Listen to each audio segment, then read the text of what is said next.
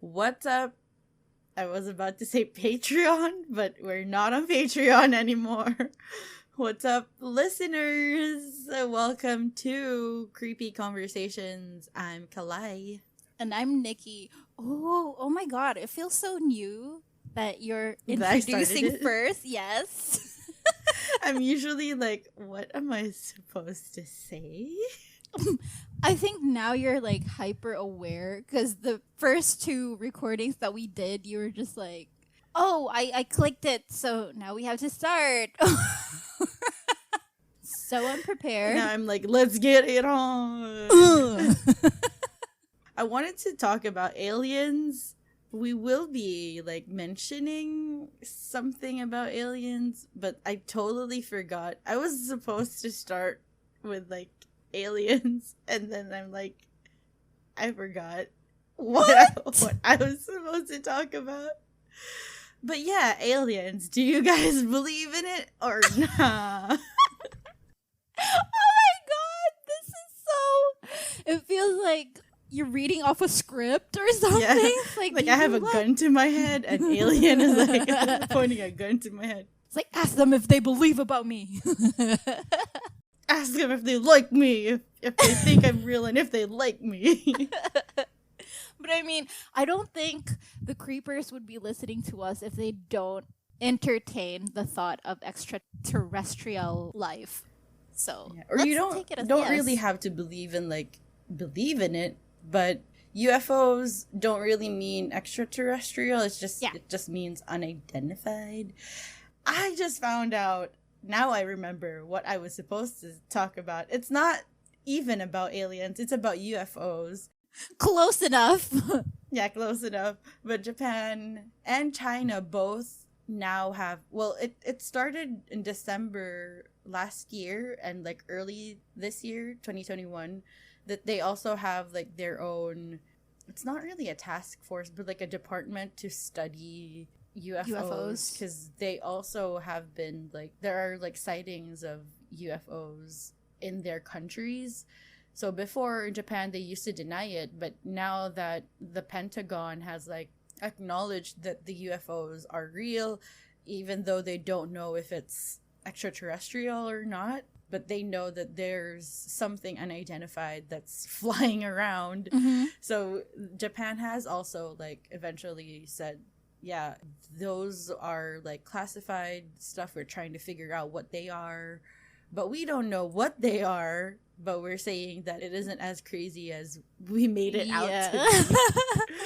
So yeah, hopefully we'll find out. Is it just, a country experimenting on something? I'm interested to hear more of the Asian kind of, I don't know if we call them Pentagon or whatever, but their side of the story, because the shit that we always hear are like Western, and there's already this certain notion that these are what we expect from them, and I want to know if we hear the same thing from the Asian counterparts, or maybe there's something more. Yeah, we'll cover it in an episode. I actually have materials. I started to do some research on it, but I didn't really dig deep into it because I'm also looking at something else about the stars, which we'll cover soon. But yeah, speaking of, no, it's not really, we're not going to be talking about aliens or whatever. There will be a short mention, but this is about a disappearance of somebody important in China back in the 80s. So, for our episode, we're going to be covering the disappearance of Peng Jiamu. Our sources for this episode is SupChina, Explorer's Web, and I heard that this isn't like a reliable source, but we're considering them anyway. Yeah, but I got some information from them, some of the theories about the disappearance. So it's NTDTV. So yeah, a quick background about Peng Jiamu. So he was born in Guangdong province in China in 1925, and he went to middle school at the age of 13, which is that like a normal age, right? 13 to start middle school at the age of 13. Yes, because We didn't have middle school before, but that would be the right age. Their age, yeah. And then after graduating from high school, he was admitted to the Agricultural College of Central University of China, which is now Nanjing University. After graduating from university, he taught at the Agricultural College of Peking University. And after the establishment of the Communist Party of China, he worked successively in the Institute of Biochemistry of the Chinese Academy of Sciences and the Shanghai Institute of Biochemistry of the Chinese Academy of Sciences. What? So many of this. of the.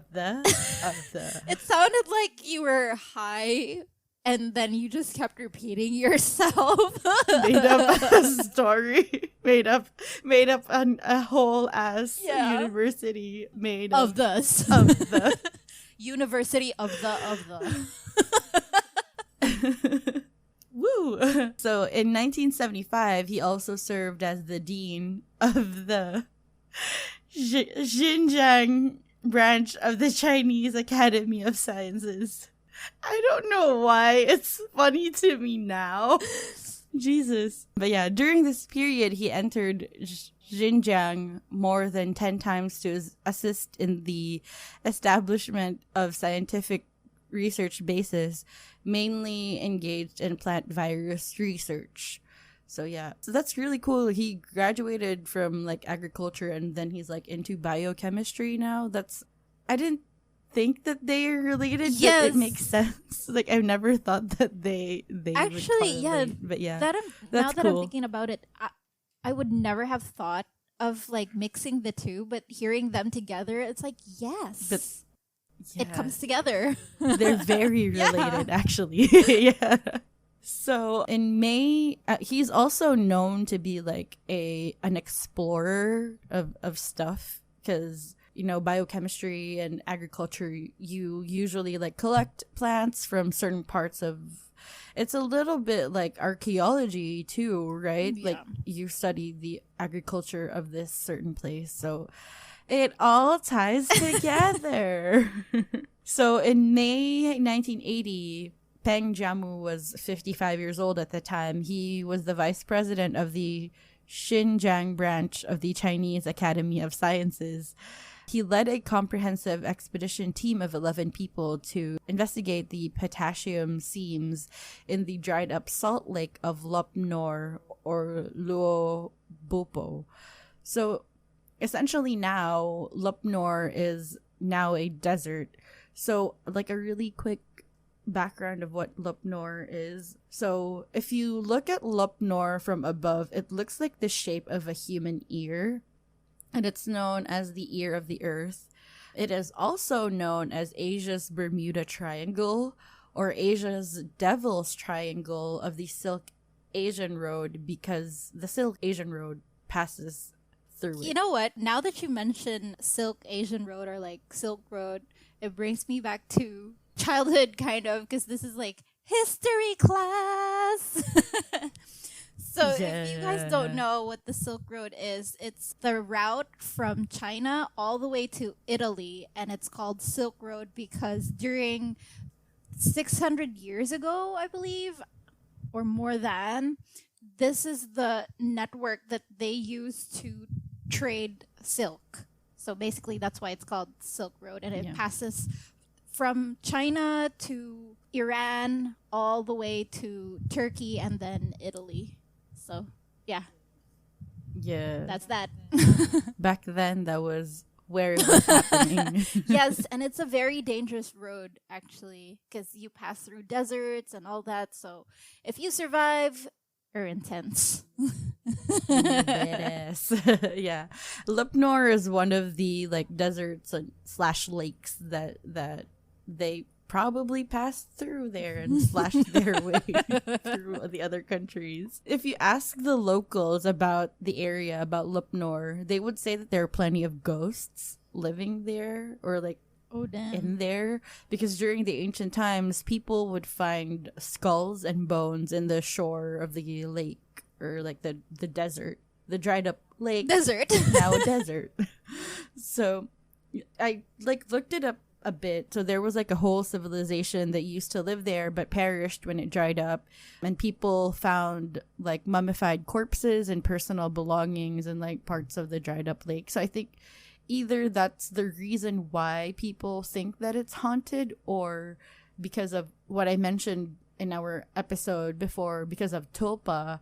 Like tulpa is like, if something bad happens there, it the bad energy stays. So that could be the reason. Lop Nur is also called the Wandering Lake because of a strange phenomenon, which I feel like this is the first time I've read about it.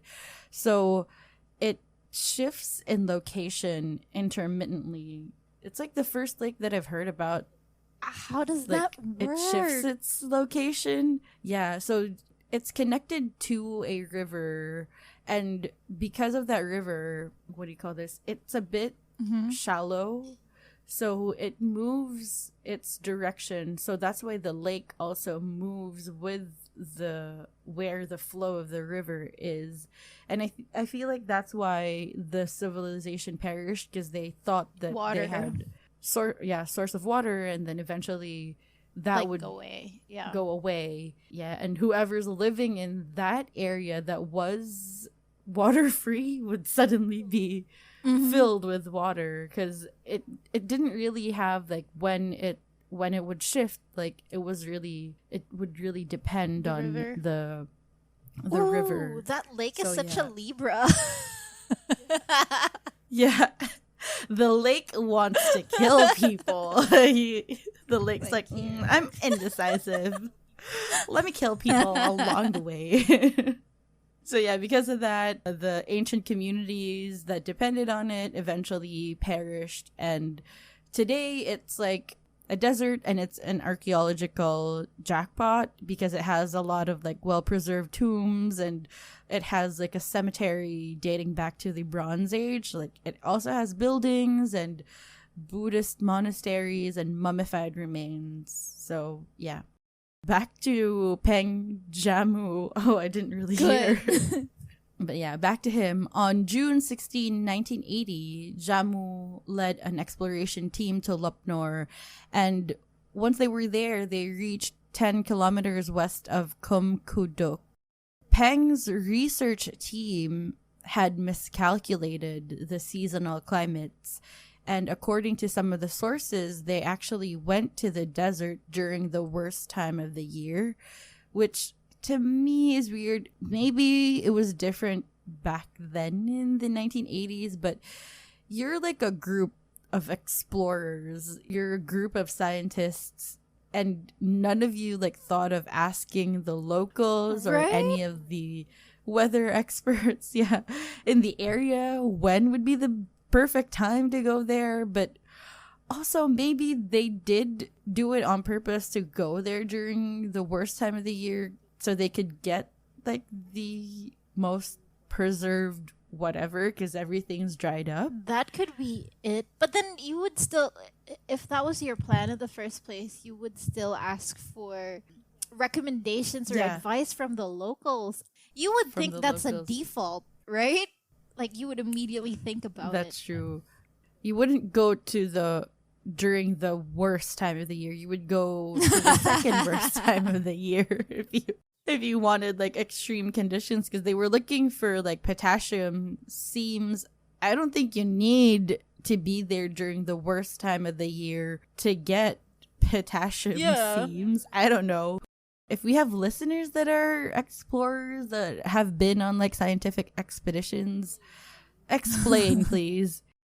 And because of that, they didn't expect the heat. They didn't really expect that they were going to run out of water right away on the night of their very first day. They only brought water and gasoline for enough for 2 days, but they already ran out of gasoline and water. Yeah, it was that hot, probably. The scientific expedition team tried to find a well, but failed to find a well because it's a desert, obviously. But I think also because they knew that there was like a civilization before, maybe they were hopeful Right, yeah. that they would eventually find. From what I know, if you do go on like a scientific expedition, you need to carry light. But I don't think you would sacrifice your water or That's gasoline. true. But were they aware that the lake was fickle?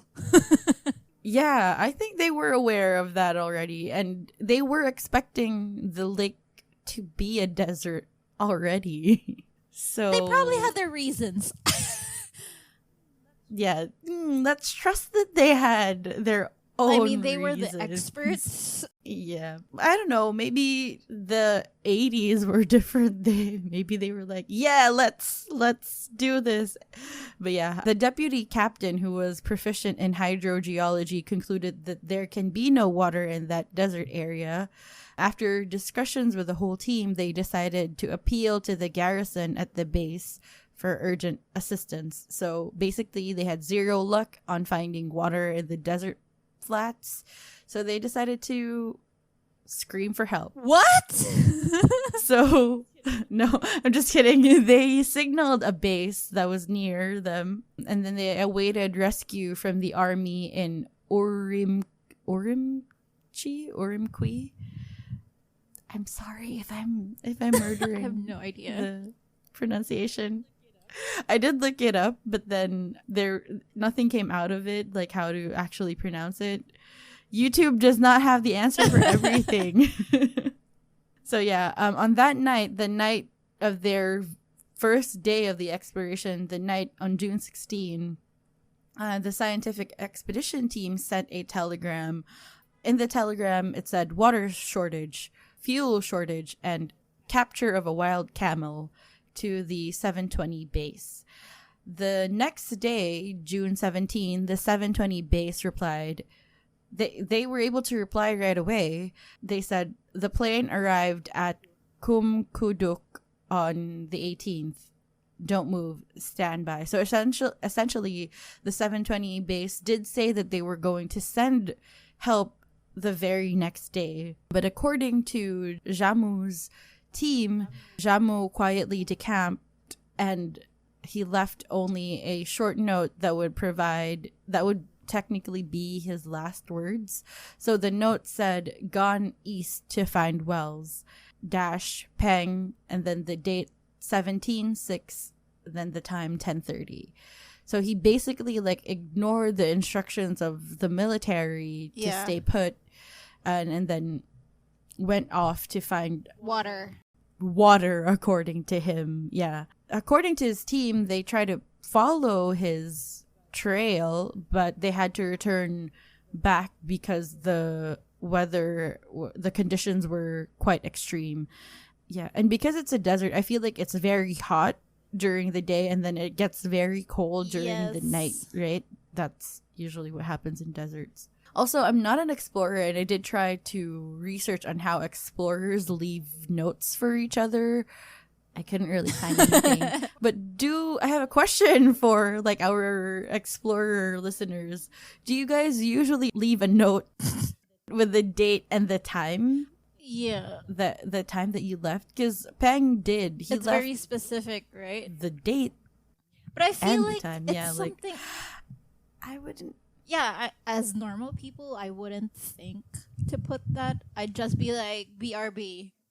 Or something like that. Yeah. But I think it makes sense if you're exploring. And plus, this is like, what, the 80s, was it? And yeah, there's no way for us to put a timestamp in there, right?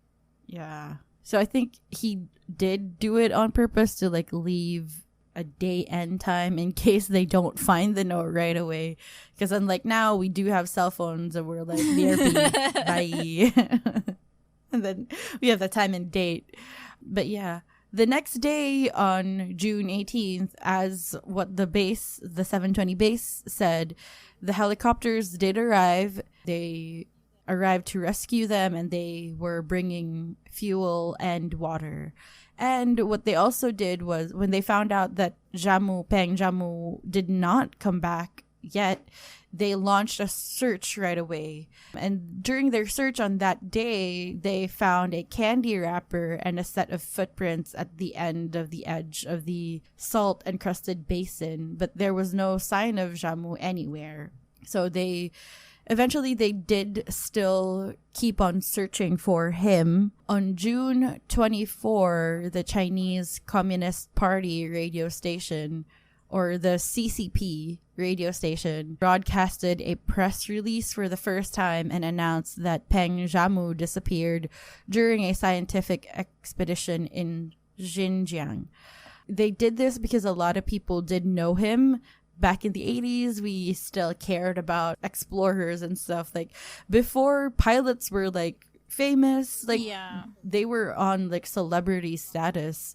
Doctors, too. Now we don't give a fuck about them, which is kind of sad. It is. When you think about it. I mean, these guys are... How you get to that certain position is intense. And... You had to be actually for smart. For sure. So, they do deserve the recognition, which we don't give enough of. Yeah, that's true. So, back to the search. Over the next 3 months, the CCP authorities successively dispatched a number of planes and ground troops. And they were like all out. They organized 4 large-scale searches. They covered a huge amount of the area, about 4,000 square kilometers. I don't know what that is in miles for you Americans. I also don't know the conversion. We're kilometers here in Asia. So at that time, they mobilized public security police to carry 6 search and rescue dogs participating in the on-site ground search, but they still couldn't find him. Like, they couldn't even find his body or any sign of him, not even like a shoe or maybe a bag. They couldn't really find him. The only thing that they found, like as I mentioned earlier, was the candy wrapper and the shoe prints.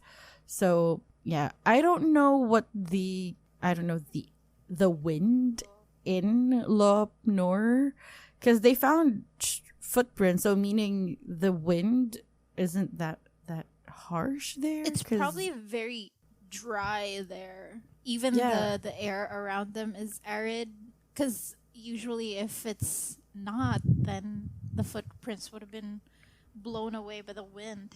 Yeah. I mean, if he died of like thirst or whatever, they would find him, right? I don't think the sand would bury him right away, because they found his footprints. Yes, and I think like even if he did, let's say he did get buried in the sand, I don't think it's gonna be that deep for them to not find him. Yeah, for the dogs to not smell him, right? What else is there to smell in the fucking desert? Cactus. Nothing. But yeah, after the 4th search, they called off the search and rescue mission, and the government, the CCP, declared Peng Jiamu as a revolutionary martyr. So they basically said that, well, he died, but he was a revolutionary martyr. I hate that. It's like, whoops, now he's gone, but... Yeah, but at least like he recognized him, and I understand why they called it off, because it's been 3 months and you can't really like spend that much financially to look for somebody who's probably dead. I mean, they still should, but like, I also understand why. Ooh, I should move on now.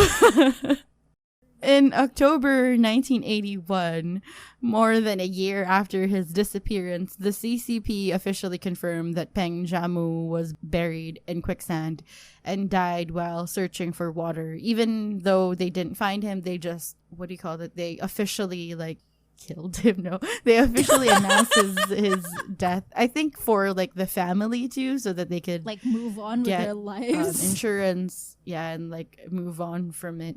And they can only probably get like insurance if it's confirmed by the people who were searching for him. But so where I think that's why they did it. The what do you call this? their reasoning? How did they come up with, oh, he was buried in quicksand? Just because they couldn't find him. Yeah, just because they couldn't find him. And I think they did, from what I know, when a government announces the unofficial, like, presumed death of somebody, they usually consult with the expert. Jesus Christ. They usually consult with the experts and, like, ask if these conditions, will he survive? Will he, like, are there quicksands near there? Or, yeah, come to think about it, he could have slipped in a quicksand, and that's the reason why the dogs couldn't sniff him out and something. Could be it, yeah. It wasn't windy enough to bury his, like, footprints. Maybe he fell into, like, a quicksand and they couldn't find him anymore. So what was your question? I was wondering if there were any, like, wild animals there. I don't so it could be another.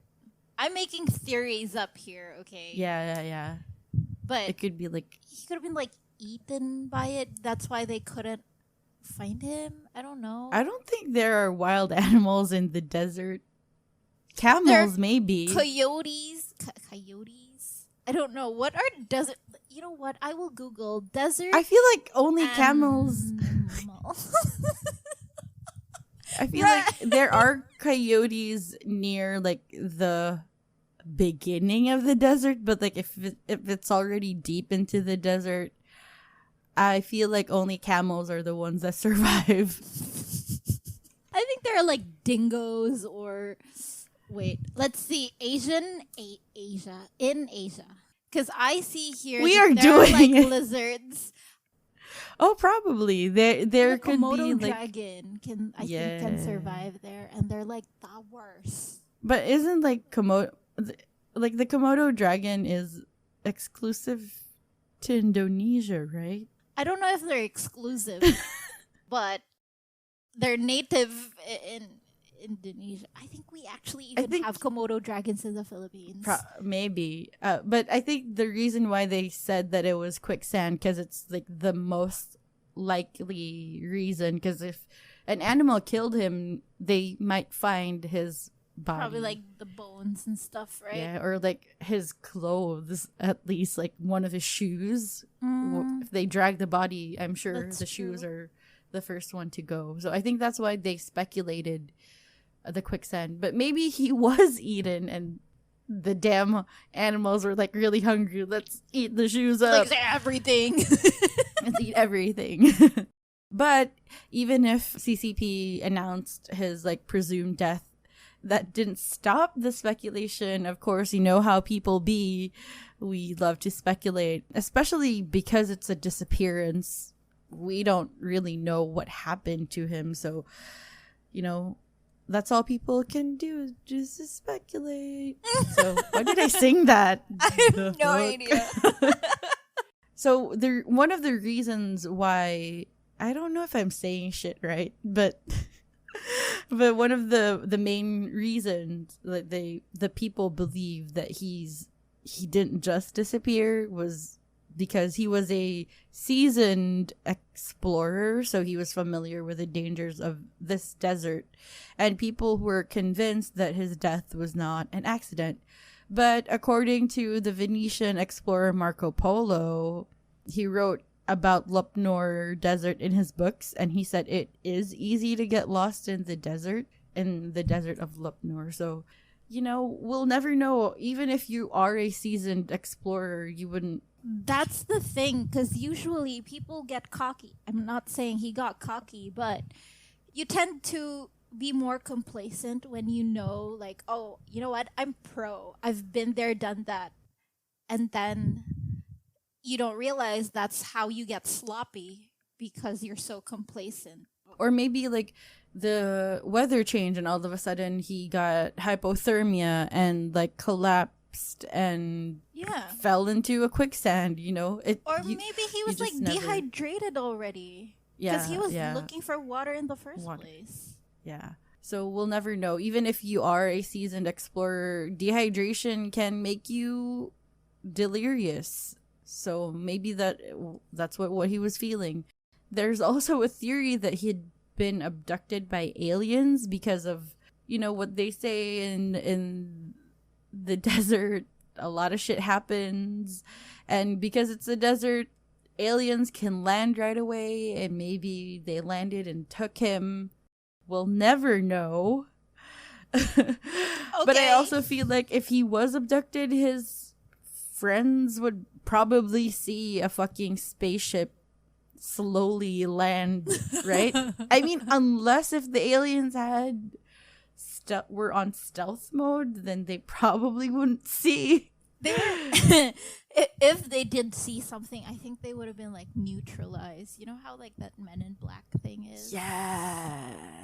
We are really entertaining this. I love how we're like, yes, that's a possibility. Let's not close the books on anything, Let's of course. keep an open mind. An open, crazy mind. But yeah. We can never call each other crazy because, before people that used to believe in the UFOs, they were called crazy. And now look who's laughing. Exactly. Why are we both so sing-songy? I don't know. Also, why are we defending the theory of being abducted by aliens? We're like, yes, this could be possible.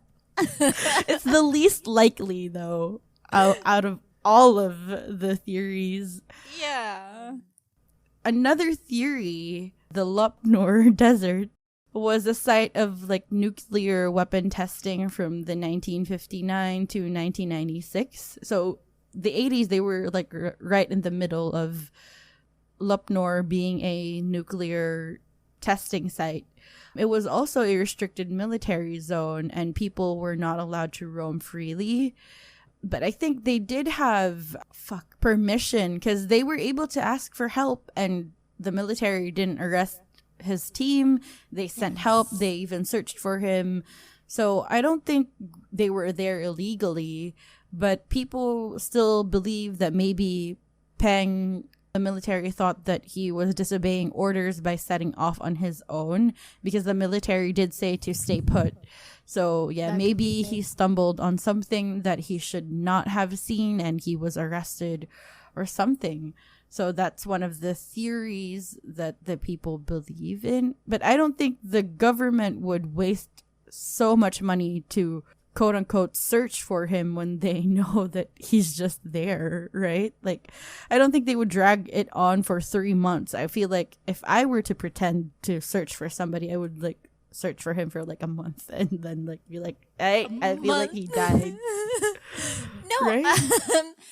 Yes, and maybe even no, because he was famous, and I think there would have been an uproar if the search didn't last long.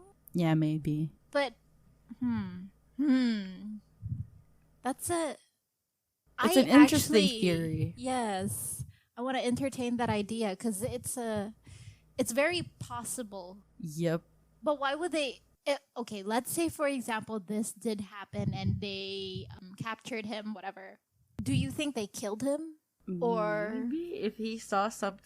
Wait, sorry.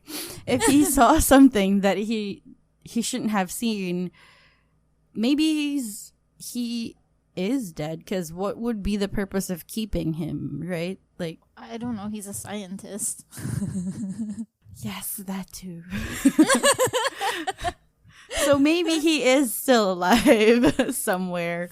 Somewhere. For all we know, he's an old man that works for the military, low-key, as something. Yeah. I don't know. But I feel like his expedition mates team would have seen military people around.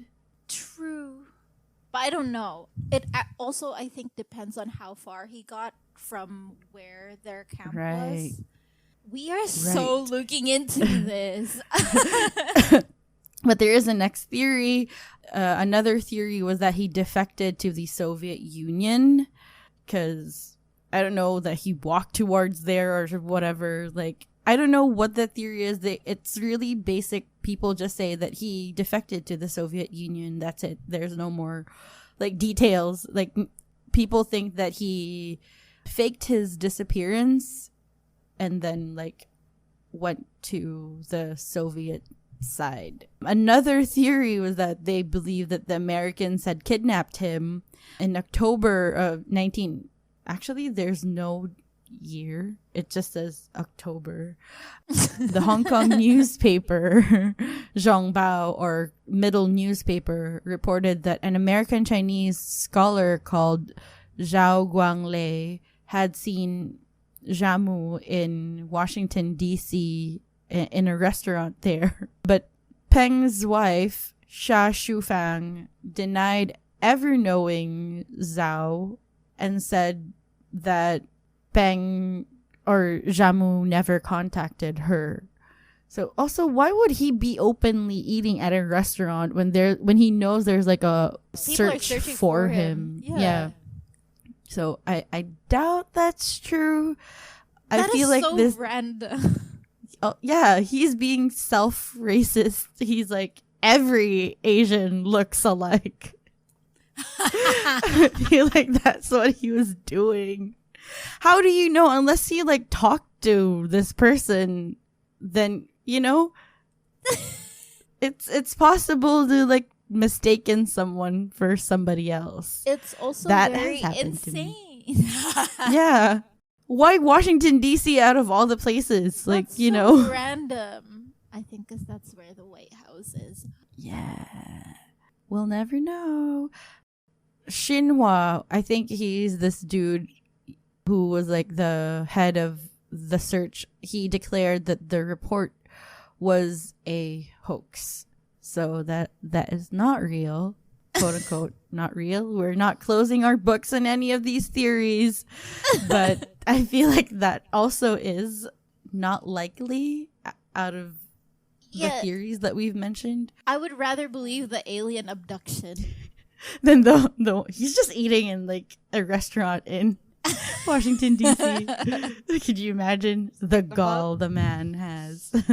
But yeah, so the initial organizer of the search expedition, Xia Shuncheng, also scoffed at the claims of him being in the U.S. and him defecting to the Soviet. He said there were military radars near the camp. How could a U.S. or Soviet plane take him without our troops realizing? And Zia offered two plausible theories. He believed that either Jiamu had gotten lost in the Force 8 to 10 gale that blew in the night after he'd left the camp, or had been buried under a yardang, which is a compact and fragile ridge of sand, which is kind of like a quicksand, right? Yeah. It probably collapsed while he was resting against it. And if it did happen, experts do agree that his body could have been moved miles away under the desert's shifting dunes, which also a thing that I forgot, that deserts do shift underneath, like yeah, like even if they look still above, like underneath they're like constantly moving. Shifting. Yes, it's mostly because of the temperature, because it's like in the morning or daytime it's like extremely hot, and then at night it's extremely cold, so it causes things to shift around. Yeah. Nature is so fascinating. It's fucking scary, man. Yeah, that too. One of the most credible claim that has ever been put forward, but also they don't know if they believe it because the source isn't credible, the one that I mentioned earlier, NTDTV. So we don't know if this is real, but people believe that this is most likely the one that happened. So it's noted that Jiamu might have been killed by a teammate or his teammates in a dispute over water. In 2006, according to the report, Peng's remains were finally found along with evidence of 27 violent wounds. During an ensuing investigation, Peng's surviving teammates alleged that he had terminal cancer at the time of the trip and he was weak physically. he was bad-tempered, stubborn, and a poor team player. Which, side note, that's a bad way to describe your leader and a bad way to describe someone who you think is probably dead, right? Like, you wouldn't badmouth someone Exactly. I mean, in public. If you did want to say those things, I think they could have worded it better. I don't know. Yeah. They could have said, like, oh, he was weak and he was short-tempered, but he was also very strong. Like, yeah. They could have said it, like, in a different way. Cushion the blow. Yeah. Like, his family's listening to you, dude. At least try to avert the suspicion. He was, like, welcoming it. When the scientists insisted on pressing on with their research despite his team's dwindling supplies, several members decided to put a halt to Jiamu's apparent suicide mission in the most firm way. So that's why they believe that he was killed by either a teammate or his teammates. And then, according to the site, rather than admitting that a famous Communist Party scientist was killed by his own people, authorities decided not to publicize the findings. According to the Chinese government, though, while several bodies have been found in the desert, none have ever matched Peng or Jiamu's DNA. So most likely his fate will still remain questionable. But I found another, like, a note about the body that they found. So in April 2005, an expedition team composed of 8 farmers and township, I don't know how to say this word, CADRE. Wait, I need to type that out.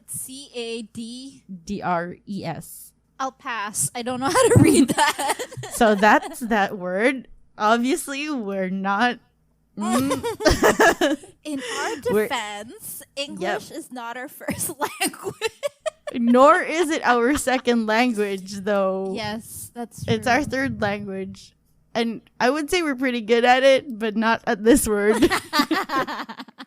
Let us know what this is. You can yell it at us. So, in the town of Kili, in Danghuan City, in Gansu province, they drove into the place where Peng Jiamu disappeared and unexpectedly found a mummy suspected of Peng Jiamu's remains. So they say that the CCP did identify the mummified remains belonging to Jiamu, but I couldn't find any other source that says so.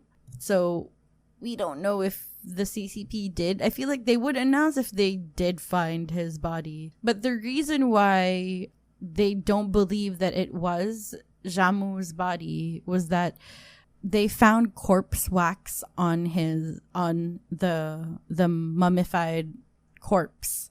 So it was explained in this source that the formation process of the mummy can effectively retain certain personal characteristics and traces of violence, such as injuries and cable grooves. The forensic doctor Dang found obvious traces of violence on the suspected Peng Jiamu's corpse. So the mummy's head had 3 blunt instruments, or was hit by 3 blunt instruments. It had injuries, 11 sharp injuries on the limbs, 27 sharp injuries on the chest, abdomen, and back. That's a lot. Yeah, someone was angry, or a whole team was. So if the person is dead and the body becomes a mummy, then the murder scene must be extremely bloody and terrifying. So that's why they kind of don't believe the theory that the team killed him, because they would have seen the blood during the search and the dogs would have sniffed on it. Yeah. On the blood if they hid it somewhere. So, but they think that whoever the corpse was, it did die abnormally because it had like a lot of injuries. So the diary of the forensic Dr. Dang recorded in detail that he dissected the mummy who he believed was Jiamu in 2006, and that's what he found, but it had corpse wax on the mummy, which only happens corpse wax is only common in corpses immersed in water or buried in moist calcium and magnesium soil. And since Lop Nur was a desert already by the time that Peng Jiamu disappeared, they believe that the mummy was probably someone that was murdered before Lop Nur became a desert, like back when it was still a river, a lake. So yeah, they think that this was a murder victim in the ancient times because it had like corpse wax, which only appears if the body was immersed in water. Right. So yeah. So that's why him. So that's why they didn't officially declare that it was Jiamu. Like they presumed that it was him because they found the body in the area where he was last known at. But the scientists also don't think that it was him because of the corpse wax. So yeah, those were the theories, and that's basically the story of the disappearance of Peng Jiamu. What do you guys think? I want to believe the theory that his teammates killed him, because I also want to entertain that idea. Because I feel like because of how they said that he was weak and he was stubborn and had bad temper, and they maybe Peng Jiamu wanted to go and look for more water, and they were like, nah dude, we're gonna die here. And he probably forced, and that's why they killed him. But they probably would have found the blood and shit, right? Unless the way that they killed him is like pushing him into a quicksand or something. I don't know. They probably buried him right away with all the... But then, now that I'm thinking about it, you mentioned that they saw footprints. Yeah. If there were a lot of them, there would have been more footprints. But that's not the case. True. Yeah, they only found his own set of footprints. So yeah, it's confusing. I want to solve this. I feel like it's solvable, but I feel like the most possible reason for his disappearance is that he fell probably into quicksand or... Yeah, and plus they mentioned that he was already sick. So it would have been very easy for him to fall ill, or like he was already weak. And being in those conditions does not help at all. Which also explains why he left, because he probably was, aside from like delirium from dehydration, maybe he also was like delirious because he was dehydrated and he was sick. Mm-hmm. So a lot of the factors. The most difficult part about this kind of... What would you call it? Crime? It's not really a crime. It's a crime because his teammates let him leave. How do you not wake up when somebody's leaving, right? If you're It would have been noisy slightly. I don't know. Right? I don't know. We weren't there, so we can't say. No, but it's very difficult when it comes to these things because nature comes into play and we really don't know what's constant and what's not and what goes on if you put like a body there or some shit happens. So I think it makes it harder for... Yeah. I feel like also the military theory that he was like arrested could be possible too, because maybe he reached a certain region that he didn't know that he was already like walking towards that area, and like there could have been camps elsewhere. Yeah, or like nuclear weaponry residue that killed him, and maybe during the search they found him, but they were like, hiding something. Yeah, like they found him in the area that where they were hiding shit. So they were like, nope, we didn't find him, and like pushed the sand further. No, I mean, like, it's not uncommon for the military and the government to be hiding shit from people. And I don't just mean for a specific country. It's legit Every country. every single one. Yeah. I don't know. We'll never know. I feel like that is possible too. The alien abduction, sure. The him dying in the desert, falling into quicksand, sure. Yeah. Encountering an animal, sure. Because, you know, maybe he collapsed and like he fell into this, like the shifting sand after This he is such a collapsed after being Final attacked by, Destination shit. right? Like all of the bad luck. Was like right here on this man right here. I'm interested to hear what the creepers have to say, because I'm pretty sure they have their own theories, and maybe, I don't know, they could be explorer aficionados or experts, and they could shed some more light into this. I mean, Yeah. Or archaeologists, if any of you, dude, that would be so cool if we have listeners that are archaeologists. that'd be sick. What's up? Yeah. That would be Hit so us sick. up. You're up. What? Doesn't What? even make sense. Oh, jeez. Like, if you guys have any theories or whatever you want to say about this episode, leave us a message on our website. That's creepyconversations.com. Or you can send it over through our socials at Creepy Convos on Facebook and Twitter, and Creepy Conversations on Instagram. What else I miss?